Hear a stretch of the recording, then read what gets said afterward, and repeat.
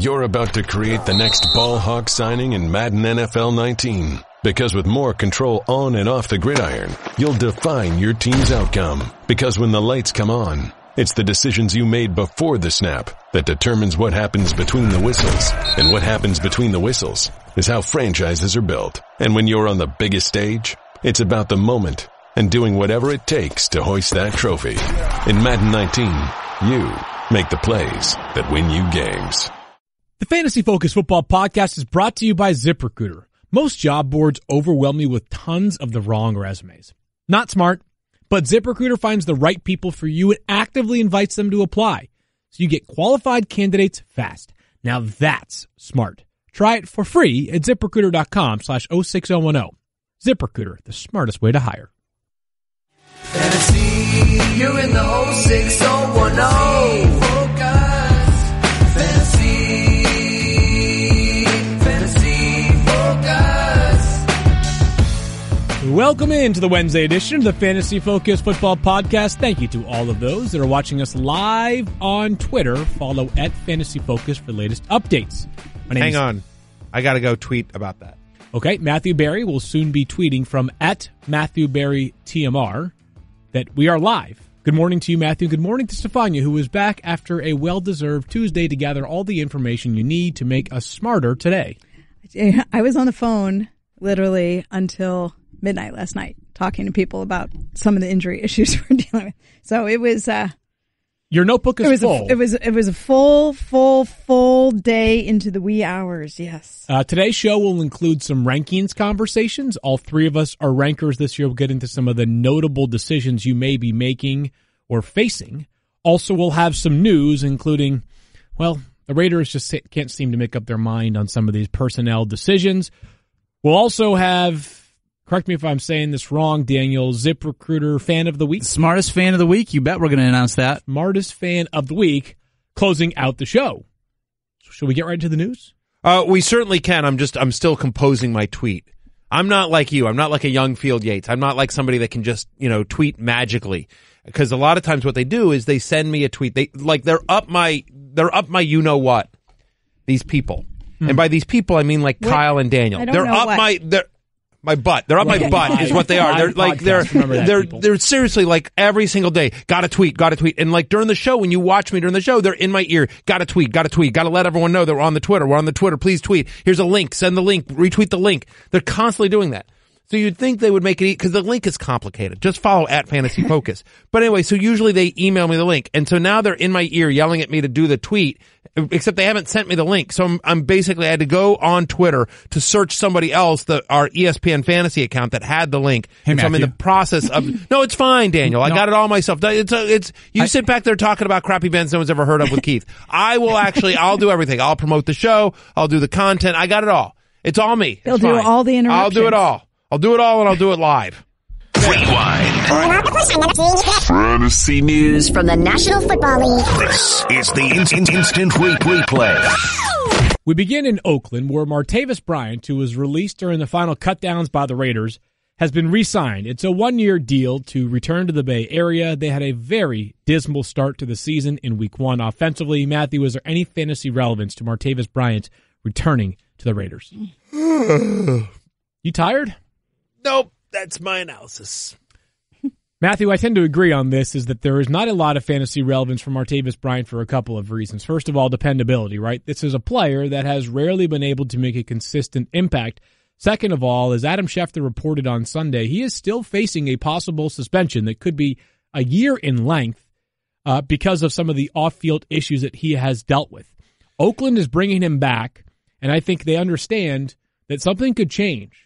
This could change any minute for Martavis Bryant, but for them, needing to infuse their passing game with some talent, this is, I don't want to say their last-ditch effort, but in their minds, it's low risk until he gets possibly suspended. Which makes complete and total sense. Absolutely. It is a low-risk flyer, if you will. A little similar to fantasy football. Think about it like a late-round draft pick in fantasy. You're like, if something works out, great. If not a lot of capital invested. Having said that, even if all the things that you just listed, the question marks are answered, It's a new leash on life, if you will, and he's turned a new leaf, and he's leash. coming Yeah. or leash, or leash. Depends on Depends on how you feel about life. Depends on how you feel about and depends on whether you love dogs or not. I'm a dog lover. If you don't love dogs, stop listening to this podcast. 100%, 1,000%. He turns over a new leaf. Pick your phrase there. Pick your cliche. And he doesn't get suspended. They still have to get him the ball. And I don't know that anything you saw out of Derek Carr and the Raiders offense this past Monday night gives you confidence that they'll be able to do that on a consistent enough basis where you would feel comfortable starting Martavis Bryant. Stephania, Doug Baldwin may miss a couple of weeks.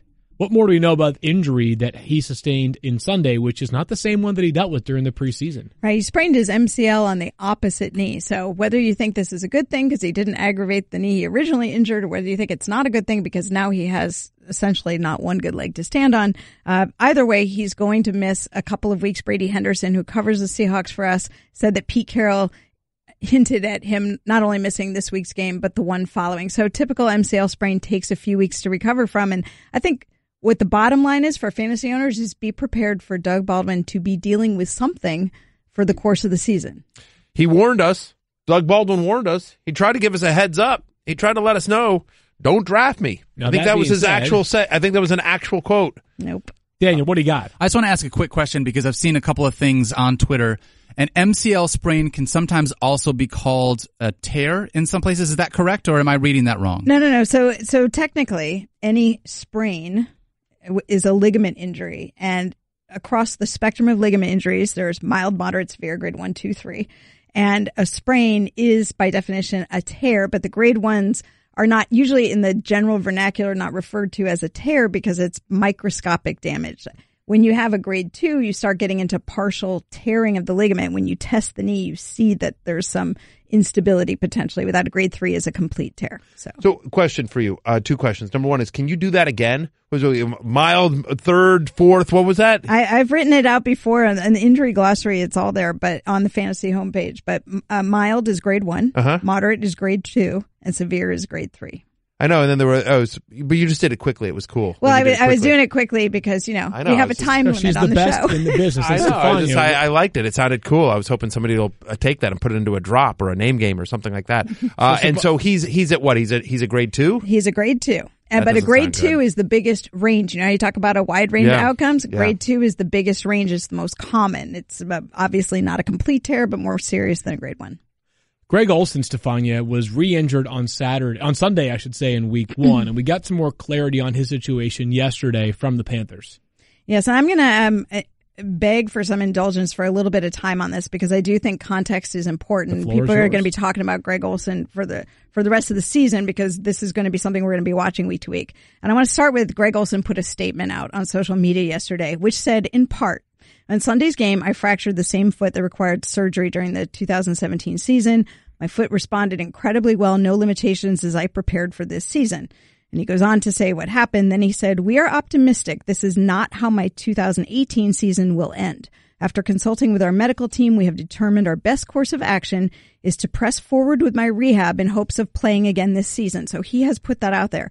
The Panthers have not placed him on injured reserve and are not going to. And I want to say a few things about the injury to give you some context for his comments. Number one, a Jones fracture, which is what he had, happens in an area of the foot that's subject to a lot of stress and has poor blood supply. So it's easy to injure. And the standard of care is to surgically repair it by putting a screw in the foot.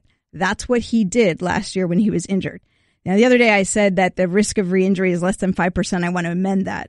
For the percentage, it's actually 7 to 10% in elite athletes. So basically 90% or more go on to have no problem afterwards. But for the percentage that re-break, they often go on to have a second surgery. It's much bigger. They're doing an open procedure with bone grafting. It takes about 4 months to recover. And after that type of procedure, there are virtually 0 failures. Now, for those who are wondering why not do that first, why not just do the big procedure and get it out of the way? Because when you're dealing with an athlete in season, you say you have a better than 90% chance of being fine if we do this little tiny procedure that will allow you to come back and play in the same season. Most of those athletes are going to opt for the greater than 90% odds and do the smaller procedure and try to come back. And that's what Olsen did. Okay. So going forward. That's what Olsen did for this one? That's what he did when he was hurt in 2017. Okay, got it. So he goes through all the rest of the season, the off season. He does fine. Not one symptom, no problems until he misstepped on Sunday and he felt it re-break. Now, for him specifically, expect him to be in a boot for 2 weeks. They'll put him on vitamin D, a bone stimulator, but he could return potentially within 4 weeks. Wow. So you could get him back in 4 to 6 weeks, depending on how he feels. Remember, he already has a screw in. The screw acts like an internal splint. So they're not worried about damage to the foot. They're worried basically about pain tolerance and can he function. So that's what you're looking at for him going forward. If he opts to have a second procedure, that can wait until the off season. And that's why he also mentioned that in his statement. So that's why he remains on the roster. That's why he's not going on injured reserve. And we will monitor him. The Panthers said they will reevaluate him monthly. Well, that speaks to the 4 weeks. There you go. That's a lot of information right there and a great update from Stephania. Matthew, I think the most popular question is probably this. Can you drop him? I think in a 10-team redraft league that doesn't have an IR spot, I don't have a problem with it.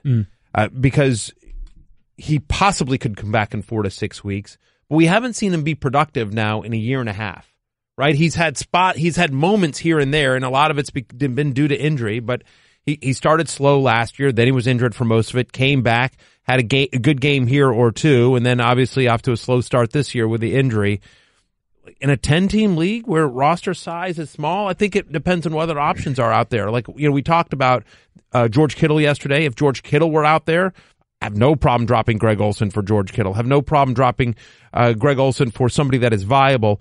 If you're sitting, if you're sifting through some of the deeper guys, if you're sitting there like, well, do I drop him for Ian Thomas? Then I think you hang on to him and hope for the best. Yeah, I think also it depends on if you are dropping him because you need the roster spot somewhere else and you need it desperately, running back, wide receiver, or quarterback, for example, then it's okay. But I think if you don't have to, I'm okay with rostering. I had him in a couple leagues. I had him in an IR league. I put him on the IR slot because I think it's perfect utilization for that. Sure, of course. But, a lot of, if you play in an ESPN standard league, it does not come with an IR slot. Right. I don't have, so what I'm saying to answer your question, Field, I think in an ideal world, you hang on to him, but we understand if you need the roster spot. I don't think you'll be like, what am I doing? Like, I think it's okay to drop it if you need the space. Very quickly, and we'll get into this with the rankings and throughout the week, but if you look at the numbers for Devin Funchess and Christian McCaffrey last year when Greg Olsen missed time, both, not surprisingly, saw significant target share increases. I think once again you will see that. I like both guys this week against the Falcons. Real quickly, I want to go back to Doug Baldwin here, and we're going to get into Tyler Lockett in a second, but there's some interesting names in Seattle as well, knowing that Doug Baldwin's going to be out for a while. Right. We'll get to all of that when we discuss Seahawks receivers a little bit later. Le'Veon Bell was taken off the depth chart by the Pittsburgh Steelers. Some are wondering if this means anything. Does it say that the Steelers are not preparing to have him for quite some time? I look at this as somewhat high schoolish drama. This is like being uninvited to a party. I don't know that it's anything more than the Steelers maybe being a little bit salty about the fact that Le'Veon Bell is still not there yet. Let me make it very clear. If Le'Veon Bell, who is not at Steelers practice, or at least the facility this morning, were to show up prior to practice today, which is unlikely, but if it happened, he will be starting on Sunday, provided he is in shape and healthy. So no, I am not making anything of the fact that Le'Veon Bell has been taken off the depth chart. Sorry, go ahead. You go. I was just going to say I would agree with everything you're saying there, Field Yates. I think our analysis from yesterday still remains the same. We expect him to report sooner rather than later. We don't expect him to play this week. None of us ranked him this week. I wouldn't expect him to play in week 3 either. But week 4, I think you could possibly see him at the Steelers camp. And I have taken the liberty of, based on your Twitter suggestion at Field Yates, of renaming this. This is the Bell Grande. But it is now the Le'Veon Bell Grande, and we will not ring this. We will not ring this until Le'Veon Bell shows up at the Steelers facilities. There you have it. So the Le'Veon Bell Grande will remain untouched, unringed until he shows up in Pittsburgh. Unrung, and I don't get a vote. Le'Veon Bell. Would you like to vote? What would your vote be? No, Stephania wants to vote. Quietly, because it's not going to be rung. Go ahead. No, let Phil go. Go ahead, vote. Nope. Last piece of news here comes from Chris Mortensen, who reported earlier this morning that the Bills have a new starting quarterback. It's Josh Allen, the 7th overall pick in this year's draft, the backup to Nate Peterman for the first half of week 1. No surprise here, Matthew. Does it change the outlook, though, of any Bills player? I guess most notably, Kelvin Benjamin. I don't think it changes the outlook. It's certainly a very tough matchup this week at home against the Chargers. But kudos to Coach McDermott for not making Nathan Peterman face the Chargers again. Nowhere to go but up for the Bills offense. I think it is a wait and see mode, but there's definitely going to be growing pains here. But I think at least there's a glimmer of hope that you might get something out of LaShawn McCoy or Kelvin Benjamin. And I don't think there was a ton of hope if Nathan Peterman was under center. And I feel bad for Peterman. I think he's been put into an untenable situation. But it is what it is. I'm just surprised they made this move for the simple reason that last year when they switched to Nate Peterman, it was against the Chargers. He threw 5 interceptions. Maybe like you avoid putting a rookie quarterback into his first start against the Los Angeles Chargers, as they're doing again this year when they play Los Angeles in Buffalo this weekend. Josh Allen under center. I have to believe that part of that reason is that he's worried about losing the locker room. From what I understand, the players in Buffalo, they want Josh Allen. Well, and also Nate Peterman stunk, and he played terribly in week 1. If you're not out grilling, someone is out grilling you. That's why you need ballpark buns in your lineup. It's like having a number 1 draft pick at every backyard barbecue. Tell me more about your buns. After all, ballpark hot dog and hamburger buns rank as America's favorite buns, delivering fresh taste and outstanding flavor with every bite. Head over to ballparkbuns.com to see the whole roster, from Ballpark's golden hamburger and hot dog buns baked with a touch of honey, to the oversized tailgater gourmet hamburger and brat buns that really let you pile on the flavor. Need a home run recipe to spark your grilling genius? Ballparkbuns.com has got you covered there, too, with recipes for zesty blue cheeseburgers, hearty chili cheese dogs, that sounds delicious, guacamole turkey burgers, and so much more. We've also got a blog full of tips and tricks to level up your grilling game and tailgating talent. Get all this goodness and more, including the Ballpark Buns product finder at ballparkbuns.com. That's ballparkbuns.com, home of America's favorite buns. Weekly rankings are brought to you by Ballpark Buns, so let's get right into quarterback rankings. Tom Brady and the Patriots travel to Jacksonville to take on the Jaguars. Jacksonville has been unbelievable at creating pressure, but it's worth noting that Tom Brady has led the league in completion percentage when under pressure last season in 2017. So pressure doesn't seem to get to him as much as others. That being said, I've got Tom Brady at number 9 because this defense is that ferocious. Stephania, you are betting on the greatest quarterback of all time. You've got him inside your top 5. Right. And that was the stat I was just going to give. But that's basically, I like Tom Brady. You guys don't. Okay. Fair enough. Understood. It is only because he's Tom Brady, and because the confidence I have in Tom Brady, the confidence I have in Josh McDaniels and Bill Belichick to look at this defense and say, hey, we're going to scheme something. Having said all that, fewest quarterbacks points allowed last season was the Jaguars. Held the opposing quarterback to 13.5 fantasy points or fewer in 13 of 17 games last year. That was the Jaguars. Brady, when he played a top 10 fantasy defense last year, averaged under 15 fantasy points per game as opposed to almost 20 points a game last year. He has struggled against elite defenses. This is an elite defense. The game is in Jacksonville.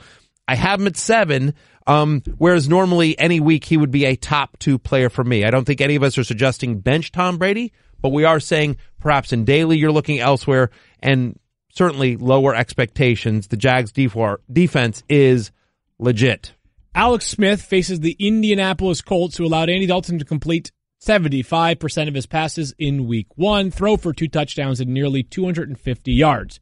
Stephania, you don't believe that Alex Smith, though, is a starter in 10-team leagues this week.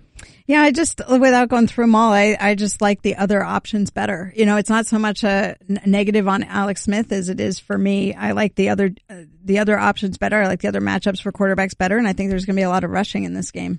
Matthew, I have him inside my top 3 this week at quarterback rankings. You're just behind at 4. That's right. I'm not trying to make you happy, Dad. Yeah, no, I understand, but you are. You're very handsome. You're very smart. You're not a hater. You're a yater. You're not a hater. Alex Smith, top quarterback rest of the way. 100%. There you go. Love that.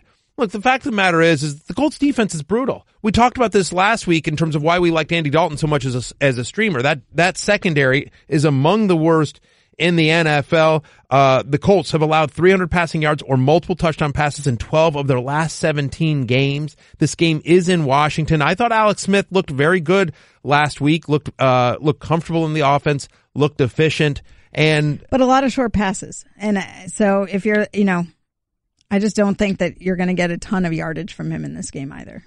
A lot of short passes, but remember the Redskins were top 6 in the NFL in terms of yards after the catch last year. And you think about guys like Josh Dotson or Paul Richardson or Chris Thompson or my beautiful, healthy, without a scratch on him, Jordan Reed. They've got a lot of guys that can catch the ball in a short area and go for a long distance here. Given the rushing floor of Alex Smith, this game is at home, and the Colts will have to throw to keep up with this. I think this is a little bit of a shootout game. Yeah, you and I are on the same page here, Field. Top 4 quarterback for each of us in week 2. I'm the highest on Russell Wilson amongst us this week. I've got him inside my top 10. Remember, against a pretty good Denver defense last week, after losing Doug Baldwin mid-game, he still put up 20-plus fantasy points and finishes a top 10 quarterback. I get it, it's the Bears, but I'm more optimistic than you are, Stephania.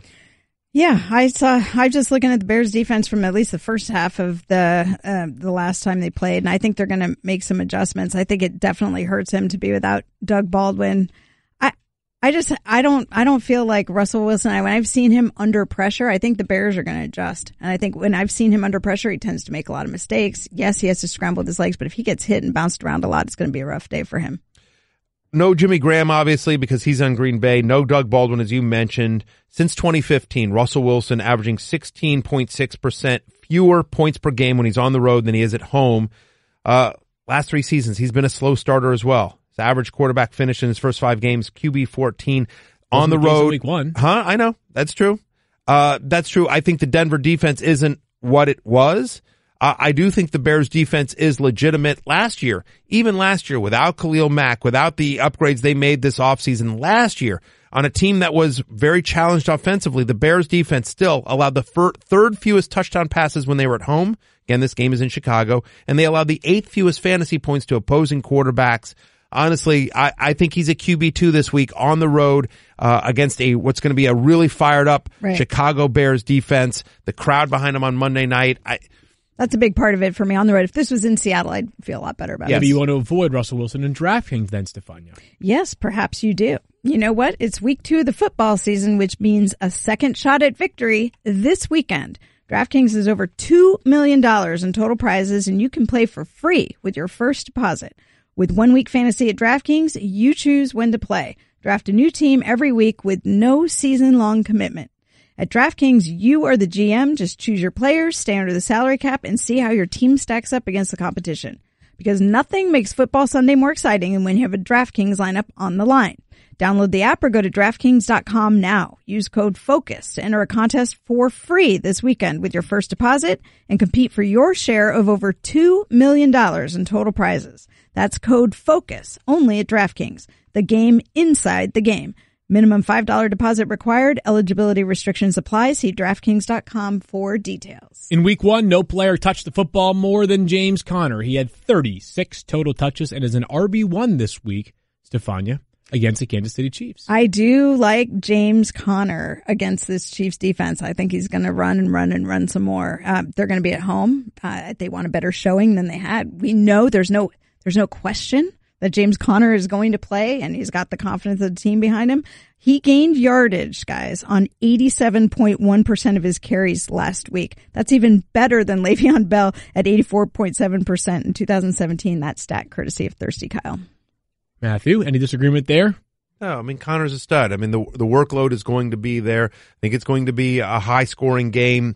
My bookie has it as the highest over-under on the board this week. It's a lot of points scored because you've got 2 very good offenses and you've got 2 very bad defenses here. I mean, last week, the Chiefs were a bottom 10 run defense. I mean, we saw Melvin Gordon and Austin Eckler. Cheese, I believe, is the way their defense was described. I mean, Gordon and Eckler ran all over them, and there's no running back by committee here. So my expectation is that this is a very high scoring game, and James Conner is a part of it. Remember, the Chiefs allowed the 4th most rushing touchdowns last year, and their defense honestly is worse than it was last year. We have Leonard Fournette ranked, all 3 of us do, and ranked as if, of course, he will play and be at 100%. But Stephania, do we think he's going to be at 100% even if he does play? No. And I think that's why it's so when I'm looking at guys playing, and right now I do believe the signs are pointing towards him playing, if you believe the speak out of Jacksonville. Now we're hearing he's not practicing today, but correct. Yep. That being said, I could see them not practicing him until late in the week, as what you would tend to do with a soft tissue injury. So that doesn't necessarily alarm me. However, again, with the teams being conservative early in the season, that's my worry, is that he will get scratched at the last minute. But let's say he does play. I could also see them devising a situational workload where they kind of see how he's going early in the game, but they already plan to have TJ Yeldon doing more in that game. So my concern, he's either around number 10 for me, or I might drop him lower. Matthew, if he does not play, how high would TJ Yeldon climb in your rankings? I mean, easily top 15, probably somewhere in the 12 range. I think I don't know that he would get the workload that Leonard Fournette does. He would get a significant share of it, 80% of it maybe, but I think you'd see some Corey Grant in there as well, but there's no question about it. I mean, you can run on the Patriots. I mean, Lamar Miller had no problem running on the Patriots last week. I think and it's a better offensive line in Jacksonville, one of the best in the NFL. It's going to be a very run-heavy scheme, obviously, wanting to keep Tom Brady on the field here. Remember, the Patriots allowed the most running back receiving touchdowns and the second most running back receptions last season, which would certainly play into TJ Yeldon's skill set. So we will wait. I'm sure that is a storyline that Stephania will be following all season long. The Redskins and Colts are back on our radar for this week, and it comes down to two running backs in Washington. Matthew and I both have Adrian Peterson ranked ahead of Chris Thompson. Stephania, you have them flipped. What's the logic behind having Thompson ahead of All Day? I just think that at the end of the day, Chris Thompson's going to get you more points in a PPR format because he's going to catch the short passes, and it's going to be a volume of work for him over Adrian Peterson. But I have it really close. And I just kind of want to see how the week shakes out. I might change that around. I like Adrian Peterson still a lot in these early weeks. Talk to me again after week 4. Yeah, I think also, Matthew, part of it is that if Adrian Peterson's going to succeed, it's going to be a game where you can expect them to maybe have the lead or playing competitively as opposed to playing from behind. Yeah, I mean, so that's part of it. First off, I would just gently disagree with Stephania there in terms of the volume workload. They want Chris Thompson to touch the ball 10 to 12 times a game. It's basically what he did last week, 11. Like, that's where they want him to be. They want Adrian Peterson to touch the ball a lot, right? So in terms of workload, so listen, Chris Thompson's always been very efficient with his touches, and Jay Gruden does a great job of getting him in space, and certainly on some of those bootlegs and those rolls outs, Alex Smith knows what he has in Chris Thompson. So I like both of these guys. We certainly saw Joe Mixon have a lot of success against the Colts last week in the passing game, right? Cincinnati completed 10 of 12 passes against these Colts. But Adrian Peterson's going to be the workhorse back. It's a brutal run defense there for Indianapolis. Again, per my bookie, they are a 5.5 point favorite, right field. Yeah. So I expect them to be in the lead. I expect them to be running out the clock. Do I think he gets 28 touches this game? I don't know, but I think he gets 20. I think he easily gets 20, and I think he's got the best shot of a touchdown of the two running backs. I love both of them in this game, but give me Adrian Peterson over Chris Thompson. I'm just going to clarify one thing. When you're referencing MyBookie, it's not as if you have a personal bookie that you go to. MyBookie is a website that anybody can go check out. That's it, really? Right, yeah, I'm sorry. I was just talk to you after the show. No, it's very true. It's a website whose odds I like, so that's where I pull my odds from. Odds and over-unders and things like that. So as we see, it's a brand new world. It's a brand new world. We can finally discuss these things. This is one of you have a lot of people working for you now. I thought maybe this was no. Stylist, your bookie. Yeah, no. Stop it. Matthew does not have a stylist of all of those. That is one of my Britneys told me they could no longer work for me because they had to take care of Matthew. What? Wow. One of the Britneys. One of the Britneys? Oh, that's true. That's factually correct. Look, and look, my fashion stylist, my fantasy Sherpa over there is Field Yates. Absolutely. When he is my consultant on my wardrobe, my shoes, and my Instagram. Moving along to the Titans. Your Instagram could use some work. Moving along to the Titans. I sent him that beignet photo, and he said, yeah, go ahead and post it. I just want to let you guys know that. I wanted to make it a bit, and it ended up working out great. I love it because, last thing, and then we'll get back to the Titans. Yeah. I love it. I've been tagged in approximately 25 photos of beignets since that time. It's so great. People are so like awesome. trying to raise the stakes on No, Matthew. it's so good. And me too. Unsurprisingly, every single one. You know has what? been Nobody better. can take a worse photo. That's not true. I've seen a couple of worse beignet photos, but yes. Some of them have been better than others, but every single one of them has been better than Matthew's. There is there's a Twitter poll question. Is it possible to take a worse beignet photo than Matthew did? Put that up on Twitter, please. Thank you very much. Moving along here to the Titans, because they do have two running backs that are both very good. After 1 week, are we all in agreement that it's time to move Dion Lewis ahead of Derrick Henry? Stephania, I feel that is the case. I do, but I think it's close. Like I have them pretty close together. I just want to see. I don't really know what to make of Tennessee's offense. Number one, you got Mariota, who was dinged up last week, and so Dion Lewis is a pass catching back. I don't even know what's going to happen with Mariota. I know they expect him to play, but I'm still a little concerned about the ability for him to play. So I think they may try and run it a lot with Henry. Didn't look great last week, but I think that could change. So I have them pretty close. Matthew, how close do you have it? So I have Dion Lewis at 20.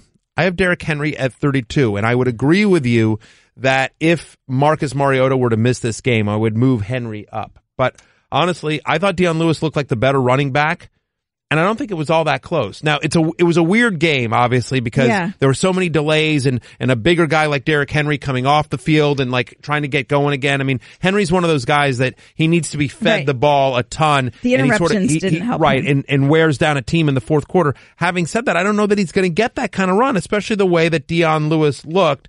I mean, he had a 47-20 snap edge over Derrick Henry since week 14 of last season. 97 different players have a carry gaining 15 or more yards. Derrick Henry is not one of them. He's average. He has 2 70-yard carries since the beginning of last season. You take those two big plays out, the guy's averaging 3.39 yards per carry. He's averaging 2.31 yards per carry over his last 5 games here. It's sort of about in week 2, Field. To me, it's a little bit about confidence.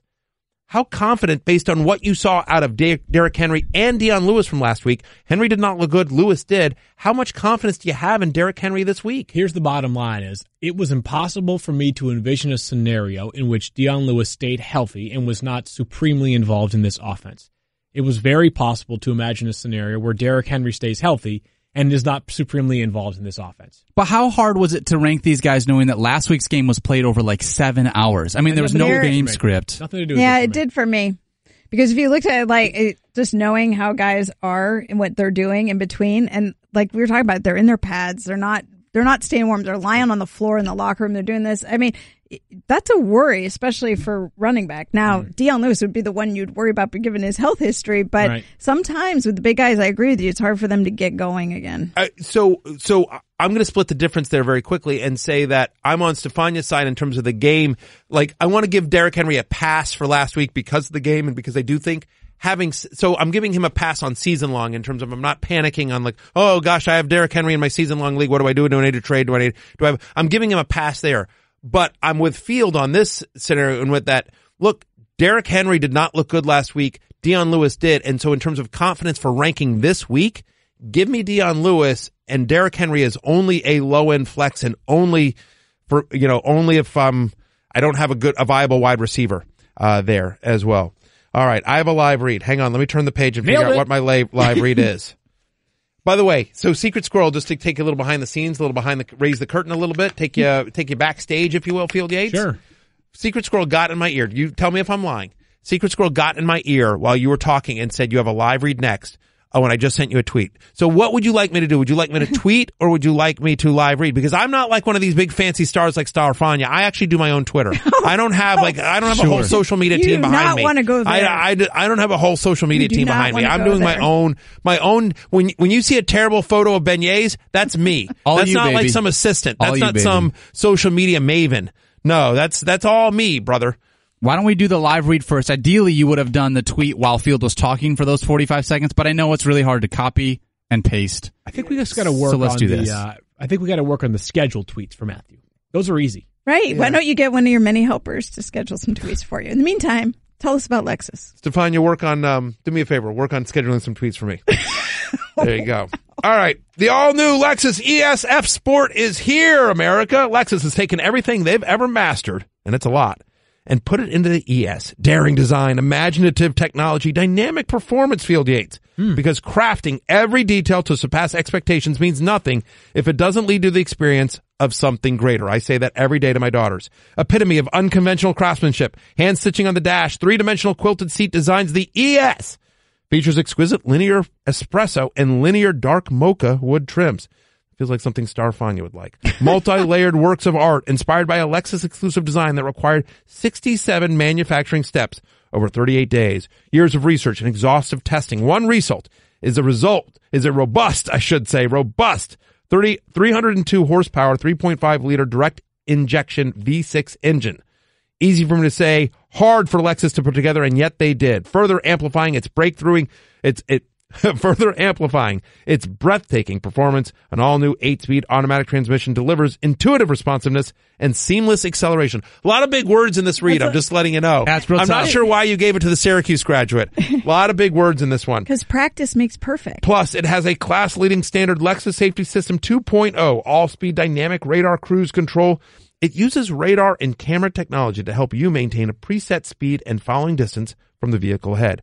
And, oh, by the way, has a lane departure alert with steering assist. Every curve, every innovation, every feeling, a product of mastery. Experience amazing at your Lexus dealer. And Elite Picks is brought to you by our friends at Lexus.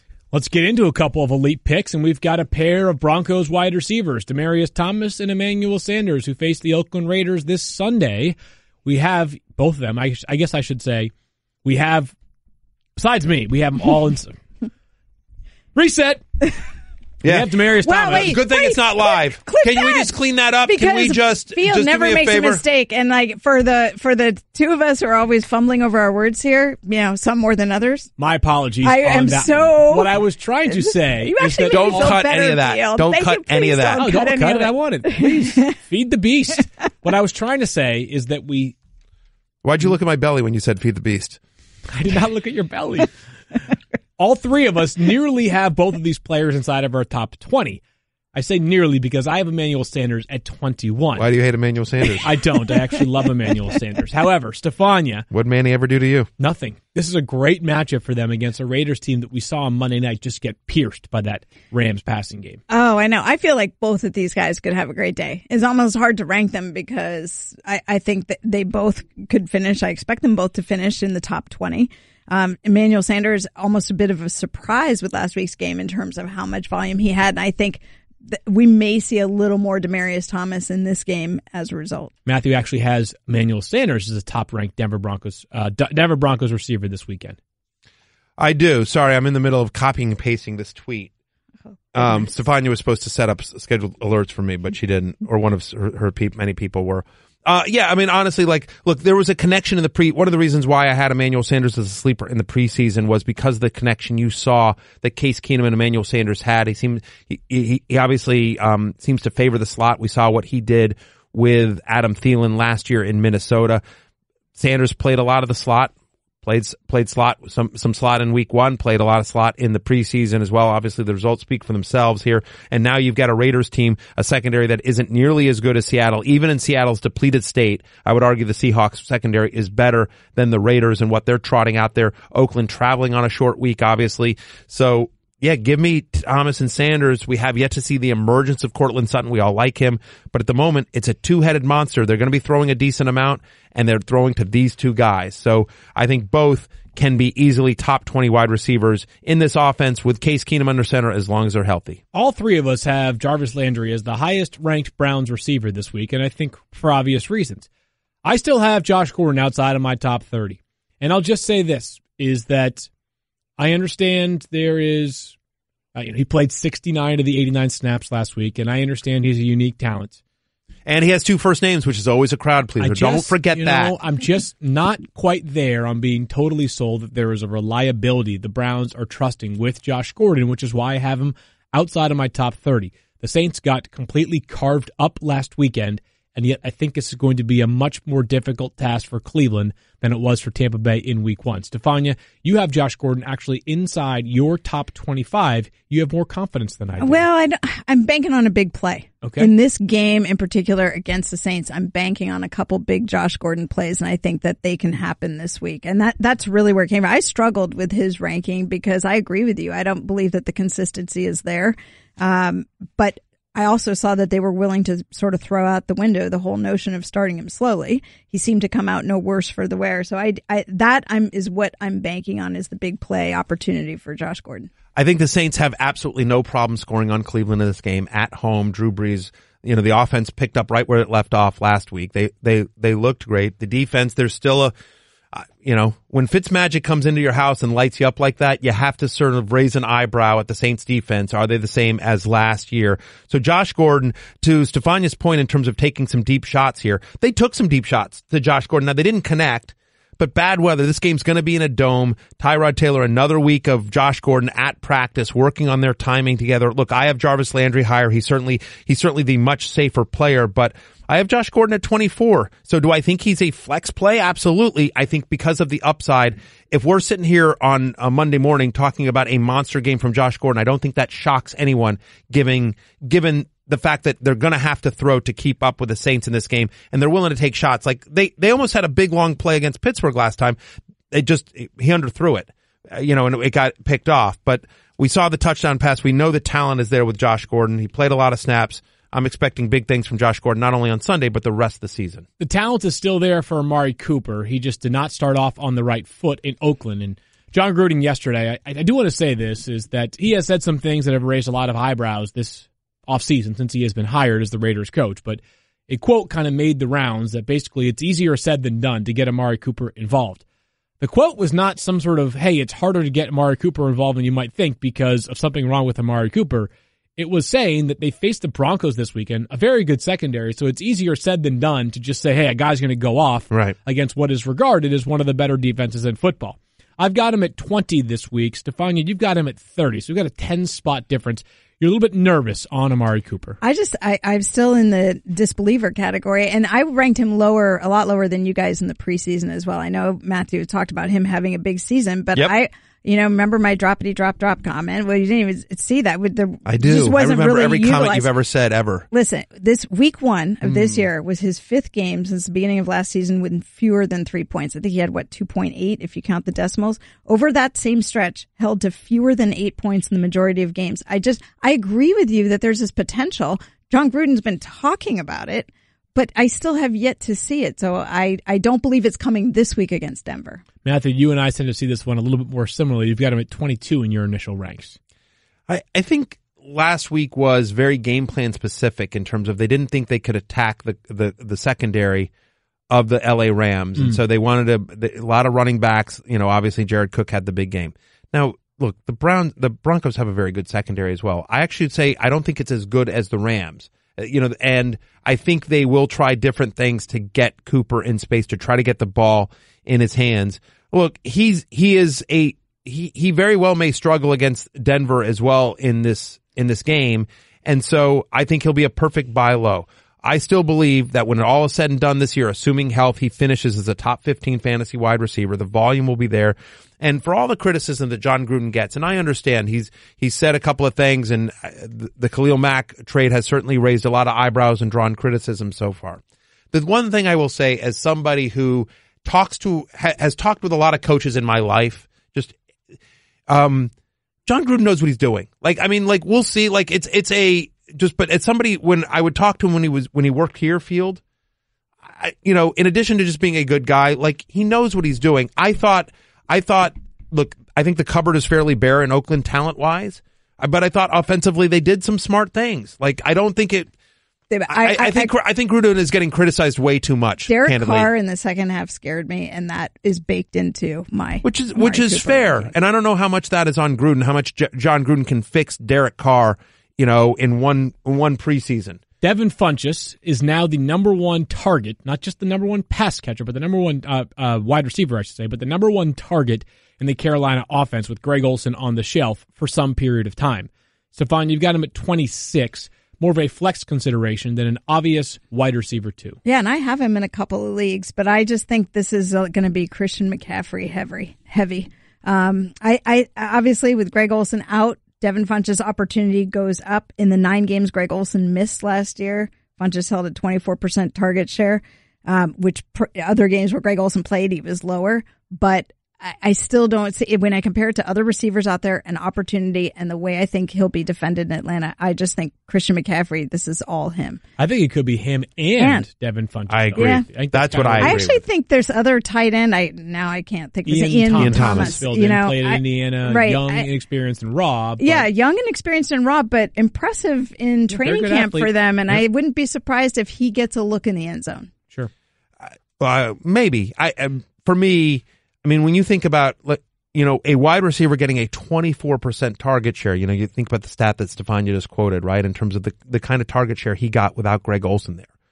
And this is a defense that, didn't look good against Philadelphia in its opener, but losing Cam O'Neal, losing Deion Jones, this is a defense that's reeling, and now you've got Cam Newton. I think this is going to be a fairly high-scoring game, and I think in terms of how they move the ball, yes, I believe McCaffrey has a big game here, but also Devin Funchess. I think he's easily a top 20 wide receiver there. This is a guy that led the Panthers in red zone targets, and with no Greg Olsen there, when they get in close, they're going to be looking for him if they start throwing. I'm just going to cop to it. I did not put Tyler Lockett into my rankings because when you're balancing upwards of 100 different players at a particular position, sometimes you lose track of those players, but Stephania, you've got him as potential upside play this week. Yeah, I think it's exactly that. You just defined it because I'm expecting that, obviously we're not going to have Doug Baldwin. They've pretty much said as much, and I do like Tyler Lockett for some opportunity there, but still guarded because of it being Chicago. Matthew, you've got him much higher. I have him much higher than Stephania does. I mean, I have him at 26. I mean, here's a guy that ran from the slot a ton last week. Over 64% of his routes were run from the slot, and I expect that number to increase, obviously, with Doug Baldwin, their primary slot receiver, not playing in this game against Chicago. Last year, the Bears, bottom 12 defense when defending the slot in terms of both completion percentage and touchdowns. Think about what Randall Cobb did to the Bears last week out of the slot, and, some of that was because they were in catch-up mode, but I don't think they're going to be able to run very successfully on the road at Chicago. So the only way they're moving the ball is through the air. And so Tyler Lockett, who has the most connection and the longest history with Russell Wilson, should see a very high target share. I think running out of the slot will be good for him. Yeah, I mean, I think he's, like I said, I have him as a flex play with high upside, honestly, and I might be too low on him at 26. The opportunity is there for a big, big night on Monday. You've reached the voicemail of Aaron Rodgers. Aaron, my man, it's your favorite sports agent, Gabe. Listen, I may have ever so slightly dinged your side mirror pulling out of your driveway. Give me a shout. Bad news, your side mirror is broken. Good news, the other dents are so bad you won't even notice the mirror. Ciao.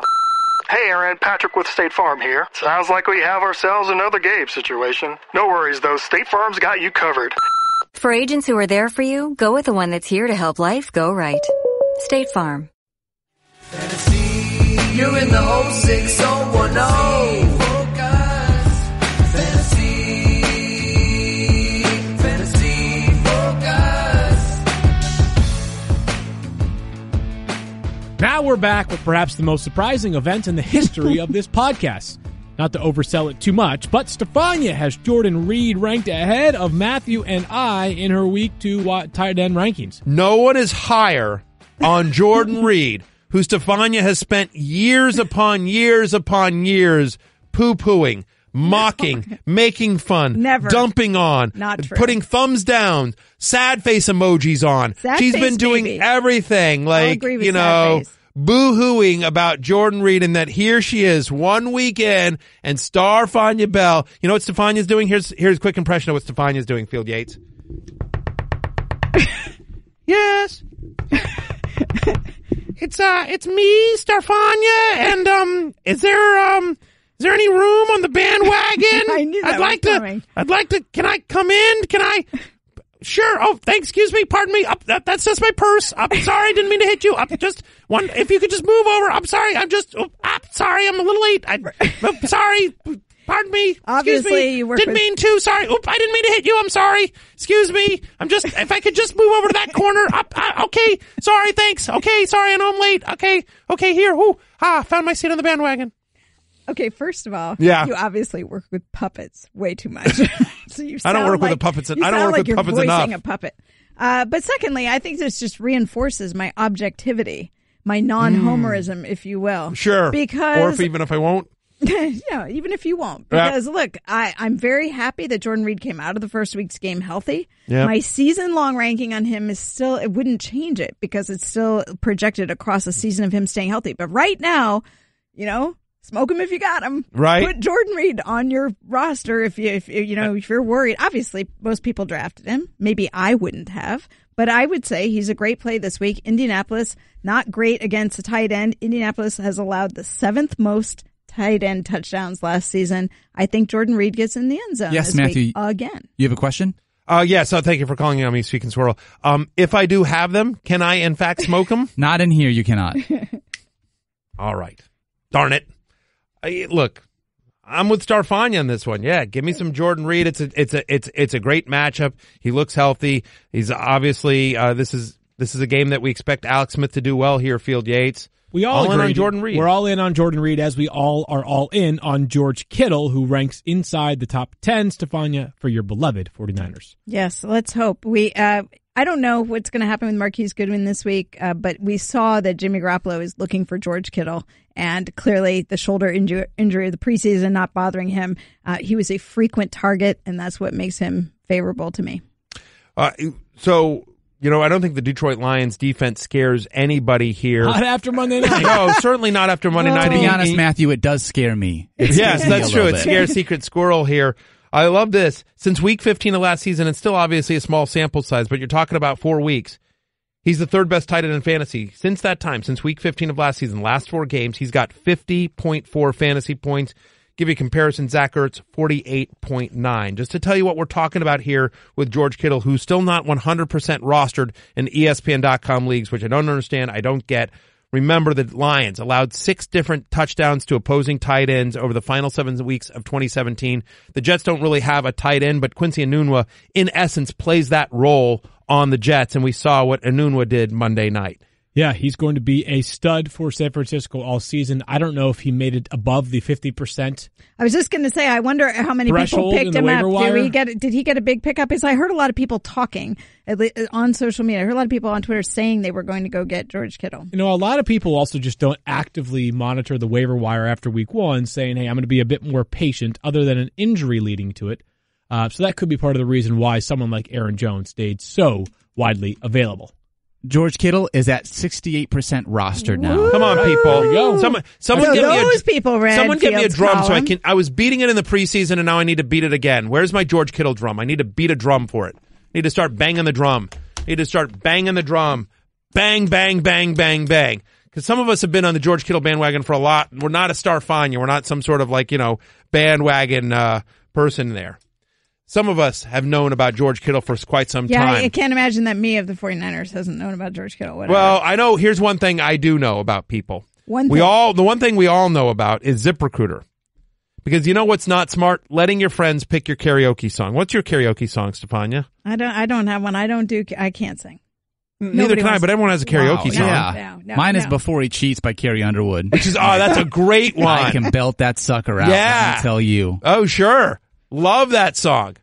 I once wrote about that song, and the 2 guys that wrote that song, and I don't know what their names are off the top of my head, but they're big fantasy players. They ended up writing me a very sweet note for thanking me for mentioning the song there. But sure, good song. I dab on that $3 polo all the time. All right, Field Yates, what's your karaoke song? My favorite karaoke song? Your go-to? Something Zach Brown. I was going to say, probably Zach Brown. Probably I know my Chicken Fried or something like that. Yeah, Chicken Fried is pretty good. I don't do a ton of karaoke anymore in this stage of my life. Not a ton.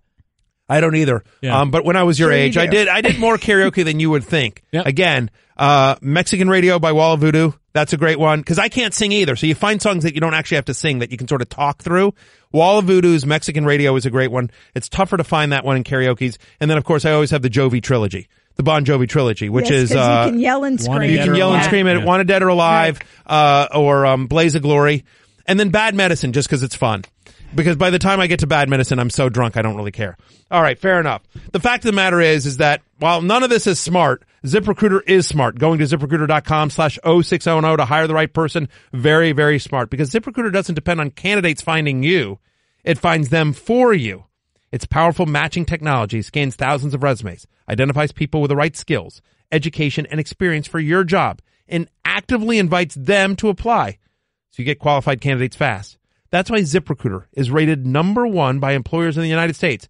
Oh, by the way, this rating comes from hiring sites on Trustpilot with over 1,000 reviews. So it's not just some made-up kind of thing like sometimes we do, where we say like, oh, we're the #1 podcast in ESPN. That's just us voting ourselves, to be honest. And candidly, it's not unanimous. The fact of the matter is, our listeners to this podcast can try ZipRecruiter for free at this exclusive web address, ZipRecruiter.com/06010. Again, ZipRecruiter.com/06010, ZipRecruiter.com/06010.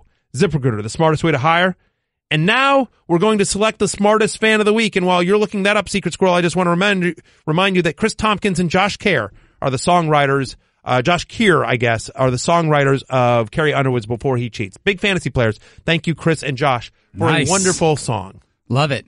All right, this week the question for the ZipRecruiter Smartest Fan of the Week was, if you were stranded in a boat on an island with one member of the 0610, who are you choosing and why? I've got 4 submissions. I can't wait. We are going to narrow it down and pick a winner that will do some liners for us for next week's show. Okay, here's the first one from Dustin Kuntz.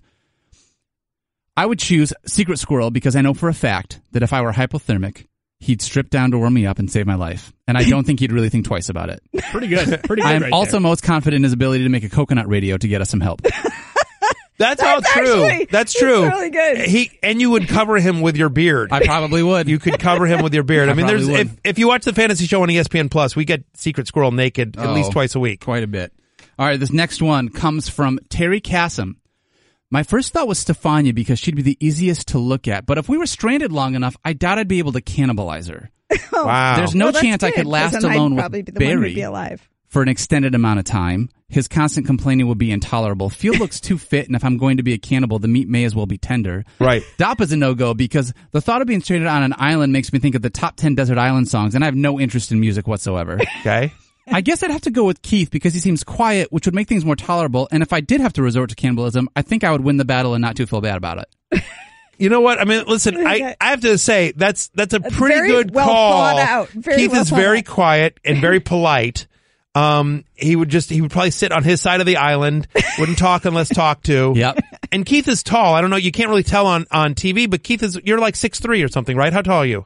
Almost 6'2". Almost 6'2". So Keith is tall. So there's a lot of meat on that bones. I mean, it's thin, but it's a foot long sandwich, if you will. I mean, I would have thought, to be honest, like if you're going to cannibalize someone, like there's some meat on these bones, baby. Yeah. But they don't want when it. It makes noise like that. I know it's like fat. I'll It's tell like you what. when you get the meat and it's all fat, but there's Matthew no doesn't good do stuff karaoke. in it. He just plays his belly drums instead. So let's do this next one. Kenneth Latourette. While Stephania is super smart, and if I got hurt, she would know how to help. Secret Squirrel was in the military, and that would be great. And ESPN would try to save Field as quickly as possible. We all know that. TMR would be the person to choose. We could talk College Station. He'd have enough stories to keep me entertained. And if worse comes to worse, he's the pudgiest. I'm not condoning cannibalism, but hey, let's keep our options open here. There you go. See, like it. It's that's very fair. I do think if you were stuck on an island with Stephania's most likely to be like the professor from Gilligan's Island and be like, I figured out a coconut radio and I got a way to. I think Daniel's got the radio skills down. All right, this last one, and by the way, we had a ton of great submissions. I wish we could read more of them. We had to narrow it down. This one comes from Mickey Arnold. The answer, 2 words: Field Yates. If Field is on an island, Appletinis cannot be far, and that island is Nantucket, and the boat is a yacht. Not bad. Crap beer. Crap beer, but fair. Those are all really good submissions. Those are all really good submissions. Wow, we have to pick a winner. Okay. Process of elimination. Get rid of one. Let's see. Who's the third one? That was the one that called you Pudgy? Yeah. Pudgy. You're Pudgy. The Pudgy one. I am Pudgy, but I felt like that was actually too everything made too much sense. So yeah, that one's out.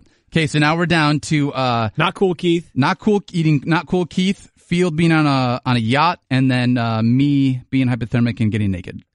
So I'm going to get rid of the field yacht one. That was very funny, but the truth is that, I mean, the real question was really if you were stranded. No one's stranded on Nantucket. If you were stranded on a boat on an island, blessed to be on Nantucket. So it's really between the person that wants to do Keith or the person that wants to get Secret Squirrel naked.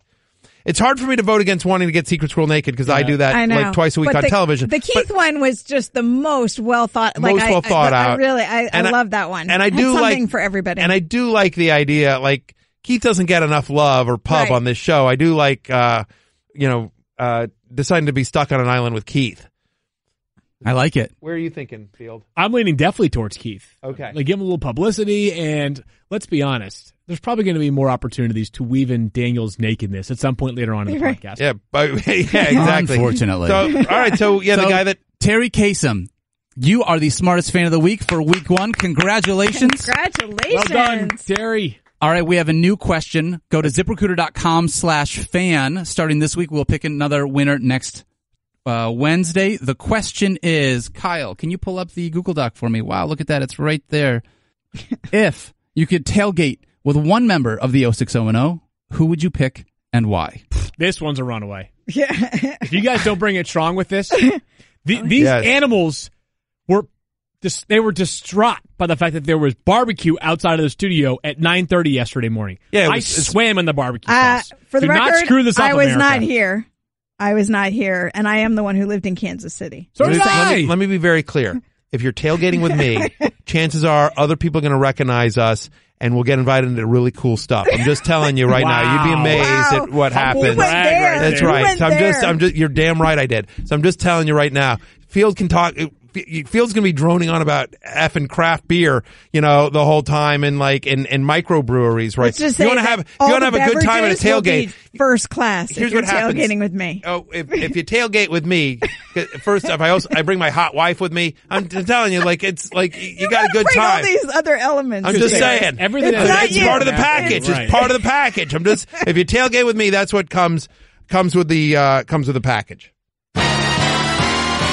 It's New York Times bestselling author Matthew Berry with another self-serving, self-indulgent, all-about-me promo. So this is very cool.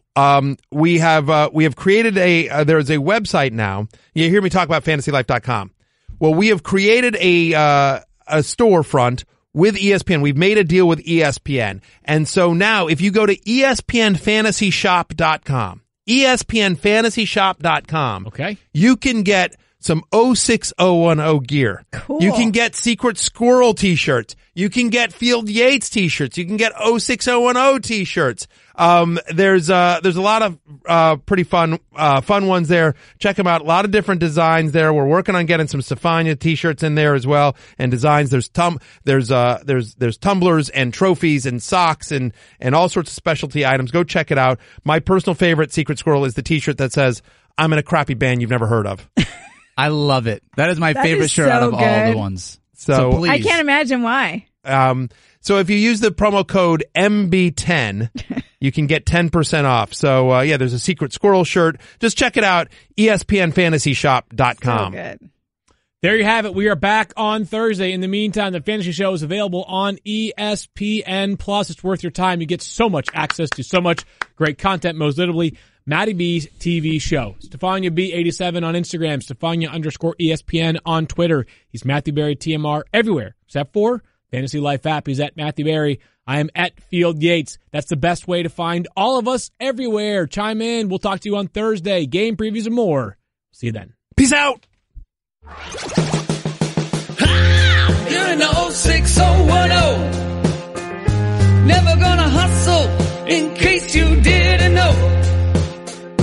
Matthew Berry, TMR. You guys go ahead, give me grief for being on SportsCenter for 45 seconds. I think you could do better than me because I don't think you could. Jailbait, Field Yates. You're terrible at #improv. At Field Yates. At Field Yates. Stephania Bell. Oh, don't let Barry convert you. Secret Squirrel, Daniel Dodd. Make it happen. Mediocre fantasy advice. You're older than people realize. That never stops. Loyal